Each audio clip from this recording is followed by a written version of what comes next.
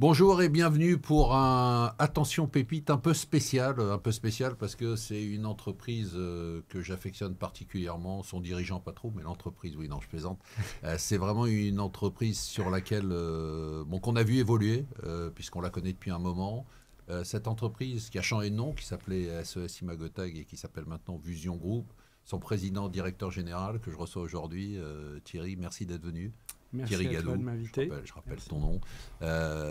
C'est amusant parce qu'en préparant cette interview, je me suis aperçu que vous étiez rentré en bourse en 2006, ça va bientôt faire 20 ans. Oui. Et on a retrouvé les chiffres de votre introduction en bourse. Et ton introduction en bourse, tu l'as faite à l'époque, vous aviez un chiffre d'affaires de 27 millions d'euros. Alors 27 millions d'euros, c'était il y a 20 ans. 44 millions d'euros de capi à l'intro. Ouais. Aujourd'hui, c'est 4,2 milliards de capi. Ouais. Si je ne me trompe pas, on est autour d'1,5 milliard de chiffre d'affaires. Je ne sais pas si vous avez vu, 44 millions d'euros il y a 20 ans de capi, 4,2 milliards d'euros. Pour moi, c'est juste totalement bluffant. Alors, avant de rentrer dans le business model, les perspectives d'avenir, comment on transforme une société qui était vraiment une PME pas une licorne, parce qu'une licorne c'est très fantasmé. Toi, ta valorisation, elle est réelle, elle est tradée tous les jours, donc c'est pas une valorisation un peu foireuse comme on peut avoir sur certaines licornes. Comment on fait ça pratiquement? C'est ça que j'aimerais comprendre. Alors déjà, merci Marc de me recevoir. Pour peut-être rappeler quand même que c'est pas moi qui ai fait tout ce parcours. Moi, je suis arrivé il y a 14 ans. Donc, il y a eu un fondateur qui était Philippe Catteau, qui était quelqu'un de très visionnaire, qui avait lui-même grandi dans les supermarchés de ses parents, dans le nord de la France. Et qui a voulu, qui était passionné par ce secteur. Ensuite, ils ont vendu le groupe à Cedico, à Auchan. Il y avait des hyper, des super. Et puis, il a voulu apporter de la technologie à ce secteur qui en manquait beaucoup, qui en manque toujours beaucoup, parce que c'est un secteur très complexe. Et il a fait cette formidable entreprise. Et moi, quand je suis arrivé, elle ne faisait pas 26 millions, elle faisait 59, 60 millions. Ça va être très modeste. Il y a 15 ans. Ok, même 59, 1,5 milliard. Ouais. Et puis à l'époque, je me trompe peut-être à 10 millions près, mais la capi devait être autour de 150 millions. Une centaine de millions. Bon, 100 millions. Arrivé. Alors, comment on passe? Ok, d'accord. Alors, on oublie les 44 de démarrage, c'est pas toi. Mais je rends hommage à Philippe parce qu'il a raison, c'est tout à ton honneur. Voilà, et il a imprimé cet ADN dans l'entreprise. Mais alors, comment on passe de 100 à 4 milliards d'euros? Comment on passe de ce chiffre d'affaires-là à 1,5 milliard de chiffre d'affaires? Je pense qu'il n'y a pas comment dire, de recette miracle, mais il y a une chose qui est toujours très importante. C'est moi, j'étais convaincu quand j'ai vu cette entreprise, et qu'effectivement, elle était petite encore, mais j'ai vu des grands besoins du côté des clients. J'avais déjà créé une entreprise, mais j'avais fait beaucoup de conseils aussi dans le secteur. Et je voyais d'immenses besoins. Et c'était un immense secteur. C'est le plus grand secteur économique de la planète. Et donc, je voyais des besoins. On rappelle le secteur pour les gens qui connaissent pas. Oui, le secteur du commerce. Du commerce. Commerce physique de démarrage. Voilà, c'est à peu près 20% du PIB mondial. Il n'y a aucun secteur qui a cette taille-là. 20% aucun. du PIB. Voilà. Donc, c'est considérable. C'est le premier employeur de la planète, il faut le dire. Et donc, c'est un secteur immense. Et là, je voyais des très grands besoins. Et donc, je crois qu'avec mon équipe, s'il n'y avait qu'une seule recette à retenir, on n'a qu'une seule obsession, c'est penser à ses besoins. Penser à pourquoi nos clients ont besoin de nous. Et c'est vrai qu'ils ont besoin de nous partout dans le monde. Et donc, on a fait aussi, avec de l'audace parfois, on a fait cette expansion internationale. On est allé conquérir le monde. C'est ça qui est important. Pas tout le monde. Oui, c'est important, mais c'est d'abord... Parce que vous êtes passé d'une entreprise, une petite PME nationale. Oui, tout à fait, absolument. C'est tout à fait remarquable déjà. Oui. À une... je veux dire, le terme peut paraître un peu exagérer, mais vous êtes une multinationale. Vous êtes aujourd'hui... disons qu'on est un groupe mondial, on est numéro 1 mondial dans notre secteur, ça c'est vrai, vous êtes implanté, très clairement. On va en reparler, implanté aux États-unis, bien sûr, partout. En Asie, là dans toute vous venez de l'Europe. signer un contrat en Grande-Bretagne, en Angleterre. On en reparlera. Donc, je veux dire, c'est quand même une transformation radicale. Juste parce qu'il y a des entrepreneurs qui nous regardent aussi. Donc, c'est important de les inspirer. Et ton exemple est inspirant. Est-ce que c'est un mélange de croissance organique, c'est un mélange de croissance externe? Vous avez privilégié l'un par rapport à l'autre, ou vous avez eu toujours un équilibre entre les deux? Non, on a toujours eu un équilibre. On a surtout privilégié la croissance externe sur des compétences technologiques ou des technologies qu'on n'avait pas. Donc ça a souvent été plutôt des petites entreprises, mais qu'on a fait grandir. Donc je dirais que le premier moteur, ça reste quand même la croissance organique, mais les acquisitions qu'on a faites au fil du temps ont été très importantes, parce que dans certains cas, c'était à la fois de la technologie, mais aussi une présence locale. Donc les deux ont été très en synergie. Mais si on regarde les chiffres, je dirais que c'est d'abord la croissance organique qui a été... et je crois qu'on avait... on a une culture très internationale, très universaliste. C'est une entreprise de gens qui aiment bien voyager, qui aiment bien l'étranger, qui aiment bien le monde. Il faut, je crois que sinon on n'a pas de plaisir à faire ce qu'on fait. Et donc on est parti assez vite à la conquête du monde, parce qu'on s'est dit, être numéro 1 en France, c'est une position qui était la nôtre à l'époque, mais qui est pas durable. Il faut, je ne sais plus qui disait, seuls les paranoïaques survivent. Il faut faire attention, dans ce monde de la technologie, on est très vite dans un marché mondial. Et donc, si on n'est pas numéro 1 mondial, toute la complexité, ça a été de passer d'une situation numéro 1 locale à une situation numéro 1 mondiale, sachant qu'en même temps, il fallait aussi beaucoup innover, parce que il y a aussi une évolution de la technologie, une évolution des besoins. Et puis, on a découvert, quand on allait dans différentes régions, qu'il fallait aussi amener un peu de R&D sur place. Et je crois que ça, c'est l'autre un peu ADN, c'est qu'on a toujours fait beaucoup de R&D avec nos clients, là où ils étaient. Tu te considères comme une entreprise de tech ? Oui, on fait 30% de nos effectifs sont en R&D. On a 9 laboratoires. On fait beaucoup de choses qui sont nouvelles. Aujourd'hui, on travaille énormément sur des solutions qui verront le jour véritablement de façon visible en 2028, 2029. Voilà, donc c'est ce que j'appelle vraiment une boîte de tech, oui. Vraiment. On est allé très vite, mais Thierry, juste rappelle-nous ton activité. Qu'est-ce que vous faites en fait ? Oui, c'est vrai. Alors, on a beaucoup parlé de commerce. Donc, en fait, nous, on modernise les magasins. Notre mission, c'est vraiment on a la conviction que les magasins seront au cœur du monde omnicanal de demain. Ils seront toujours au cœur de la relation client, même si elle est évidemment multicanal, évidemment digitale. Mais on modernise, on numérise, on apporte beaucoup de technologies pour que le magasin soit à la fois efficace, très connecté comme environnement et de plus en plus interactif. Et bientôt, c'est une des annonces qu'on a faites cette semaine, l'IA va descendre dans le magasin et transformer totalement l'expérience client du magasin, mais également l'expérience et le travail des employés. Il y a eu notamment une interview du président de Walmart récemment là-dessus qui était assez impressionnante. Et donc, on fait ça. Nous, on travaille avec les commerçants dans le monde entier, donc dans plus de 60 pays. Et on les aide à moderniser leur infrastructure physique, en faire une infrastructure digitale, omnicanale. Voilà, la digitaliser. Parce que ce qui est remarquable, c'est qu'au démarrage, vous faisiez de l'étiquette physique sur du magasin physique. Ce qui est remarquable, en fait, dans votre modèle, ce que je trouve incroyable, c'est que, en fait, l'explosion du e-commerce, qui aurait pu marquer finalement une crise dans votre activité, puisque se dire, vous étiez dans le physique, et puis c'est l'e-commerce qui commence à prendre le pas. Et vous, au contraire, ça a été le phénomène accélérateur, parce que ta vision, je le dis à chaque fois qu'on se voit, mais je le répète parce qu'elle m'avait marqué, c'est que tu nous avais dit très rapidement, l'avenir de l'e-commerce, c'est le commerce physique. Et je t'avais repris en disant, mais non, ce que tu veux dire, c'est que l'avenir du commerce, c'est l'e-commerce. Et tu m'as dit, non, l'avenir de l'e-commerce, c'est le commerce physique. Donc, au lieu d'être en crise du fait du recul relatif du commerce physique, c'est au contraire là que vous avez trouvé toute votre puissance. Absolument. Le digital développe le physique. Dans les livres, c'est frappant. Moi, j'achète beaucoup plus de livres aujourd'hui qu'il y a 10 ou 20 ans. J'en achète beaucoup en ligne, j'en achète de plus en plus en librairie, et j'ai jamais autant passé de temps en librairie.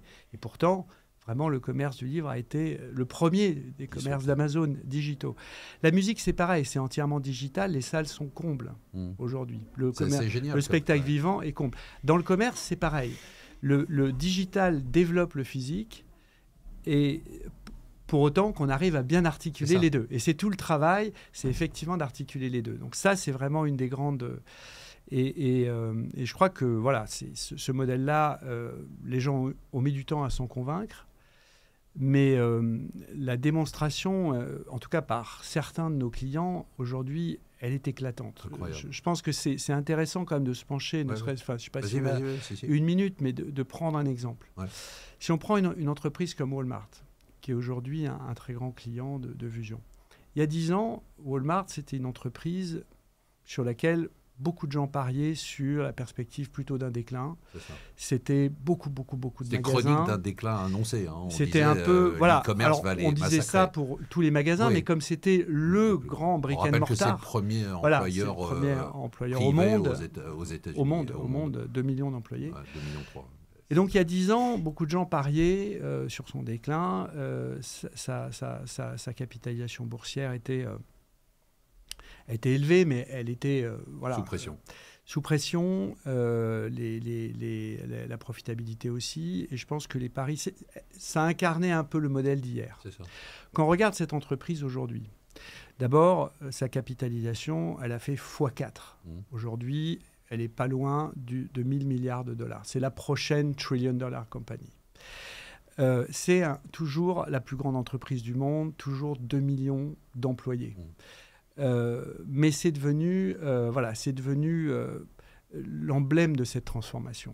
Parce qu'elle a embrassé le digital. Quand on regarde les chiffres aujourd'hui, c'est frappant. Sur les 5 dernières années, je vais en citer juste quelques-uns pour qu'on se rende compte, parce que je crois que chaque fois que je les cite, les gens sont effarés. Et on ne les regarde pas tous, ça. Mais c'est, depuis 5 ans, c'est 10% de croissance par an. C'est aucune augmentation d'effectifs, 150 milliards de chiffre d'affaires en plus. Voilà, à effectif constant.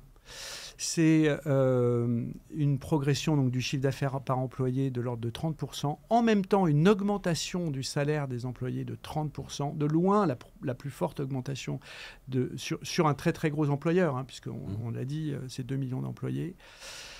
C'est une croissance fulgurante de l'e-commerce. Ils sont pas loin de 150 milliards de chiffre d'affaires en e-commerce. Et d'où vient cette croissance ? Des magasins. Aujourd'hui, Walmart, c'est 2 millions de commandes par jour préparées en magasin, livrées en quelques heures. C'est un modèle qui s'est totalement transformé. C'est toujours une entreprise brick and mortar. C'est toujours la première entreprise du monde. Et elle a fait cette transformation. Et elle est en train de la faire. Elle a fait sa révolution digitale tout en restant physique. C'est ça. Et c'est de la technologie, de l'IA et de l'humain. Et Doug McMillon dit toujours... People-led, tech-enabled, ça c'est Walmart. Et donc, je pense que ça montre un peu... Enfin, c'est une belle démonstration qu'il faut faire attention au mode. Il faut toujours garder le bon sens en tête. On est des êtres humains. Ouais, mais enfin, c'était pas évident, parce que, je veux dire, le patron de Walmart, évidemment, mais toi aussi, tu avais cette vision. Il y a une autre transformation qui a été radicale dans la société, c'est votre changement de business model quand même. Vous étiez quand même une boîte de hardware et vous êtes devenu une boîte de services et de software. Oui, on est aussi une boîte de software et on est devenu une société de software, évidemment, parce que, parce que je pense qu'on rentre dans un monde nouveau. On a souvent opposé hardware et software. Avec la robotique, avec l'IA, en fait, ces deux mondes vont à nouveau... je prends souvent l'exemple de Tesla. Est-ce que c'est une boîte de hardware ou une boîte de software ? En fait, aujourd'hui, le hardware devient intelligent. Et donc, c'est un nouveau monde dans lequel on rentre. Et d'ailleurs, les entreprises comme Google investissent dans beaucoup de hardware. Aujourd'hui, la robotique, c'est l'avenir. On refait le coup de l'e-commerce, c'est-à-dire l'avenir du software, c'est le hardware. Steve Jobs avait longtemps dit ça. Il dit if you are really serious about software, you need to make your own hardware. Donc, c'est pas de moi. Hein. Donc, mais il y a cette convergence qui a lieu. Le hardware devenant connecté devient intelligent. Et dans ce sens-là, il faut que son intégration soit très forte, très bien pensée. Et donc, on est une boîte de hardware et de software et d'IA. On a fait une annonce importante cette semaine. Et donc, il y a...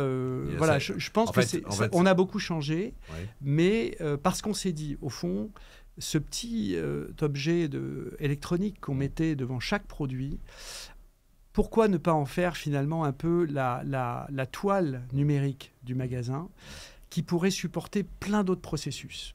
Et bien sûr, on a rajouté d'autres choses parce qu'il fallait des capteurs, il faut des caméras miniatures pour analyser les rayons, les stocks, etc. Mais il fallait... voilà, il y a une couche de hardware qui digitalise le monde physique. Nous, on scoltine le monde physique. Voilà, l'IA, c'est encore beaucoup dans le cloud, hein, online. Nous, on le fait descendre dans ce monde physique où les gens vivent, en fait, quand même. Ouais. C'est là que les gens vivent. Ouais. C'est 85% du commerce qui est dans le monde physique aujourd'hui. Donc, c'est une nouvelle aventure. Et on est vraiment au début de cette aventure. Hein. Nos solutions, aujourd'hui, je le dis souvent...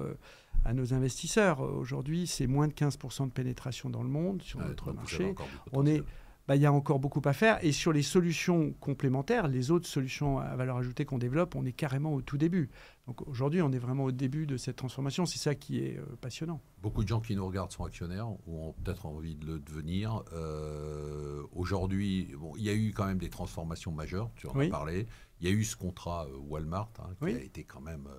un contrat, rappelle-nous le montant, c'est 3 milliards, c'est ça sur cette phase-là, c'est 3 milliards, mais on commence une collaboration, je pense, très longue avec Walmart, parce qu'il y a vraiment plein de projets en cours, et il y a beaucoup d'autres choses qu'on est en train de faire avec eux. Mais c'est en cours de déploiement, donc là, on est rentré en vitesse de croisière, c'est sidérant, parce que on déploie des dizaines et des dizaines de magasins par mois. Donc plus d'une centaine en fait, et donc ça va très vite. Donc, le projet est très voilà. Donc très Walmart, ça a été quand même un grand accélérateur. C'est encore à venir, hein. On a fini que voilà. Oui, on est en cours. Il faut dire aux actionnaires parce qu'il y a pas mal de gens qui nous posent la question. On a passé les 1500 magasins installés. Qui nous disent mais après Walmart, non, après Walmart, on est encore dans Walmart d'abord. Oui. Et puis surtout, là tu l'as annoncé cette semaine avec une entreprise anglaise. Il y a ce que tu viens de dire, il y a le monde à conquérir encore. 15% de pénétration, c'est pas ce que j'appelle un marché mature. C'est ça. Et en plus, après, il y a tout ce qui est autour de la vision par ordinateur, donc les microcapteurs, etc. Tout ce qui contribue à continuer à transformer la réalité du magasin en data, et ensuite de connecter cette data aux applications, notamment aux applications IA, aux agents autonomes, aux agents IA, etc., qui vont, eux, utiliser cette couche je dirais, contextuelle de data, un peu comme finalement le GPS a permis au smartphone de comprendre, de naviguer dans des cartes et finalement de permettre l'émergence d'Uber, l'émergence l'émergence à terme des voitures autonomes. De Deliveroo, des voitures autonomes. Tout ça sont des enablers. Et nous, on crée cette infrastructure qui transforme le magasin en data. Donc, on a énormément de choses encore devant nous, effectivement. Alors, c'est intéressant ce que tu dis, parce que pour un actionnaire aujourd'hui, et d'ailleurs, on a eu souvent cette réflexion... quand tu es passé de 100 millions à 1 milliard, et puis quand tu es passé de 1 milliard à 2 milliards, on dit « Ah ben on a raté finalement la hausse ». Est-ce que finalement la grande hausse n'est pas derrière nous je pense que c'est un peu tard. Non. Et donc, c'est quoi la perspective en fait, projette-nous à 5 ans, c'est-à-dire à 5 ans. Comme tu le dis, on est coté, donc je ne veux pas non plus transformer les auditeurs en insiders. Non, je parle de ta vision, c'est-à-dire à 5 ans, à quoi ça va ressembler en fait? Alors, il y a une façon de le voir. Donc, les taux de pénétration sont faibles, donc il y a encore beaucoup d'enseignes, de territoires, de géographie à conquérir. On n'a pas encore mis un pied en Inde alors qu'on a déjà des clients qui commencent à déployer parce que c'est des multinationales. Donc, nouveaux territoires. Je pense il y a des nouvelles géographies, énormément, qui représentent souvent le plus gros de la population mondiale, il faut quand même le dire. Ensuite, il y a des nouveaux segments. On a signé cette année des très importants groupes de pharmacie. Il y a le monde de la beauté, il y a le monde du sport. sport. On a des clients incroyables comme Decathlon, comme Nike. Donc on a beaucoup de secteurs qui sont encore émergents. On a nouvelle géographie, nouveaux segments. Et puis pénétration aussi de nos clients, parce que il faut pas oublier que beaucoup de nos clients qui sont des clients, mais ils ne sont pas encore couverts à 100%, loin de là. Aujourd'hui, notre taux de couverture de nos propres clients est inférieur à 50%. Oui, ce qui veut dire que rien qu'avec nos clients existants, on a encore beaucoup à faire dans les années qui viennent. Avec les produits existants et avec les produits que vous allez encore développer qui n'existent pas encore. Alors, parce que, comme j'ai dit, on a un portefeuille dans les cartons des projets. Et quand je dis dans les cartons, certains sont déjà en pilote. J'évoquerai peut-être un truc, un des projets que j'aime beaucoup, mais j'y reviendrai. Juste pour terminer là-dessus, c'est vrai qu'on prend l'Angleterre. L'Angleterre, pendant longtemps, pour des bonnes raisons, en tout cas, était resté un peu à l'écart de ce mouvement de digitalisation. Là, Morrison, qu'on a annoncé hier matin, c'est le 3e cette année, parce qu'on a annoncé au premier semestre Coop, qui est quand même le 6e retailer UK. On a annoncé au début de ce mois Asda, là aussi un top 5, et Morrison. Et je pense que ce n'est pas fini. En fait, on voit bien que le taux de couverture va progresser. Ça va devenir de plus en plus difficile d'opérer des magasins sans avoir un minimum d'automatisation et de digitalisation.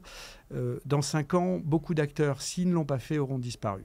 Donc il y aura de toute façon une consolidation dans ce secteur, et ceux qui n'auront pas investi dans leur magasin, je pense dans 5 ans, soit auront disparu, auront été absorbés. C'est impossible. Le magasin est trop central dans le commerce, beaucoup trop important. Donc voilà. Et si on veut regarder d'une perspective un tout petit peu plus macro, il y a en gros dans le monde aujourd'hui, je dirais dans le commerce un peu organisé, je ne parle pas des mom-and-pop stores ou des petits magasins populaires, mais je dirais globalement le commerce un peu organisé, il y a à peu près 10 milliards de références présentées en magasin aujourd'hui. 10 milliards de références. Moi, je pense que d'ici quelques années, alors est-ce que c'est 5 ans, est-ce que c'est 7 ans, est-ce que c'est 4 ans, bon. Mais dans quelques années, la moitié de ces références seront ce qu'on appelle transparentes et connectées. Transparentes parce qu'on saura tout sur ces références. Est-ce qu'elles sont là, à quel endroit, combien il y a de facing, est-ce qu'elles sont en rupture, quel est leur prix, est-ce qu'elles sont en promo, on saura tout, transparent. Et d'un autre côté, connecté, c'est-à-dire que tout un écosystème d'acteurs, partenaires, clients, fournisseurs, etc., auront accès à cette information et pourront agir, savoir que tiens, ce produit-là, je vais descendre le chercher ou je me le fais livrer, ou bien il y a une offre particulière pour moi. Bref, transparent, connecté, 50%, donc 5 milliards. On est très loin de tout ça. Et ça, c'est les années qui viennent. Donc pour moi, après, il y a toujours la question de l'exécution, etc. Mais savoir où va le commerce. Nous, on se posera, mon équipe et moi, s'il y a un sujet qu'on se pose pas vraiment, c'est la question de la croissance. On sait qu'il y en aura. Et c'est vrai que les marchés sont toujours inquiets, c'est normal. Moi, je me souviens, à 2 reprises dans notre histoire, on a eu des petits moments où on a eu une phase de croissance un peu faible. Bon, là, c'est pas le cas. On est à 50% de croissance, alors que notre moyenne depuis 15 ans, c'est 30% par an. Donc, on n'est plutôt pas dans cette phase-là. Mais je dirais qu'il y a des moments, je me souviens, en 2014... juste pour la blague, mais on avait un peu stagné à 80 millions de chiffre d'affaires. 80 millions, donc il y a 10 ans. Et là, un investisseur américain nous avait appelé la No Growth Company. Donc, on était vexés, parce qu'on se disait, mais bon, on pensait qu'il n'avait pas compris, mais n'empêche que No Growth Company, ça m'est toujours resté. Et en 2018, pareil, on était dans une phase de transition du plan produit. On lançait Vision Cloud, on lançait toute une nouvelle génération. En fait, on lançait Fusion à ce moment-là, le fameux plan Fusion 23. Et à ce moment-là, on avait eu une petite baisse de chiffre d'affaires. On était tombé de 180 à 150. Et pareil, là, c'était cette histoire de ça y est, le marché est mûr, etc. 7 ans plus tard, on est à 1,5 milliard, c'est-à-dire 10 fois le chiffre d'affaires de 2018. Pour un marché mûr, c'est quand même pas mal. Voilà, donc il faut toujours penser, c'est pour ça que je parle de bon sens, il faut toujours penser d'abord à l'industrie et après se dire, OK, est-ce que cette entreprise elle a les moyens de mener cette course, est-ce qu'elle saura le faire ? il y a toujours des questions là-dessus, il y a toujours des paris, bien sûr. On pourrait t'écouter pendant des heures, mais le temps file. J'ai juste une petite question avant qu'on conclue et que tu nous dises peut-être en conclusion, qu'est-ce que tu dirais à quelqu'un aujourd'hui pour le convaincre de rentrer sur Vusion ou d'y rester en tout cas. Ce qui m'a frappé aussi dans votre entreprise, c'est l'implication actionnariale à la fois du management et de l'entreprise. Sans me tromper, je pense qu'il y a 97% des salariés chez vous qui sont actionnaires.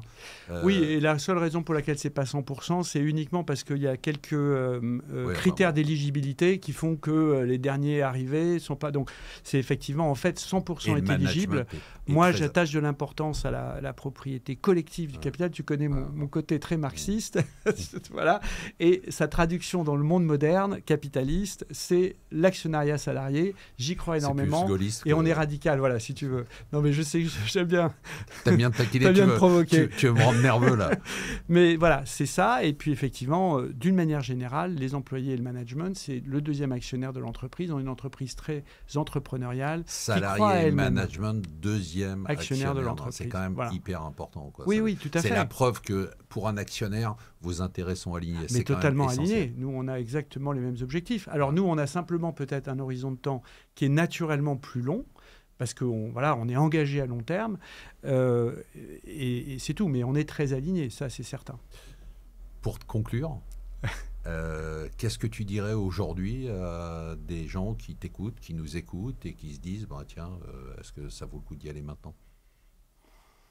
Je crois que la transformation digitale du commerce, elle commence.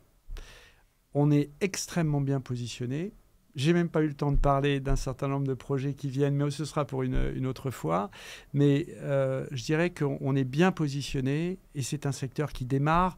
Je crois que c'est des bons prémices. Il faut aimer le commerce. Et je crois que, d'ailleurs, moi, j'achète aussi beaucoup de... Je trouve, compte tenu que je crois à cette transformation, beaucoup de valeurs du commerce. Donc, des retailers du commerce omnicanal sont très, très sous-cotés aujourd'hui. Et je pense que la belle aventure de Vusion va aller avec l'extraordinaire transformation de l'equity story, si je peux me permettre cet anglicisme, de beaucoup de retailers, en Europe notamment, mais aux États-Unis aussi, qu'il y a pas mal de retailers en Europe qui vont avoir le parcours de Walmart, parce qu'il n'y a aucune raison. Les basiques sont les mêmes, et donc on montera ensemble, parce que c'est ça qui compte. C'est d'abord la réussite de nos clients qui nous fera réussir, et si c'est vrai, ils sont aujourd'hui très très sous-cotés. Écoute, c'est super, bravo. Tu t'engages là pour les 20 ans de la société. On se fait une fête digitale. On se fait un webinaire actionnaire pour fêter tout ça. Pour les 20 ans de la bourse l'année prochaine. Avec plaisir, oui, tout à fait. Il faudra fêter ça. On fera un grand 20 coup. Ans au Palais Brognard. On le fera en digital, on ne fera pas venir tout le monde. Mais on fera un événement digital pour les actionnaires. Tu t'engages à venir avec nous? Je m'engage, absolument. Tout à fait. Thierry, c'est toujours un plaisir de te recevoir. Je suis toujours aussi admiratif. Et on se retrouve, donc c'était Attention Pépite avec Vusion Group et son PDG Thierry Gadou. Franchement, regardez ça de près, ça vaut le coup.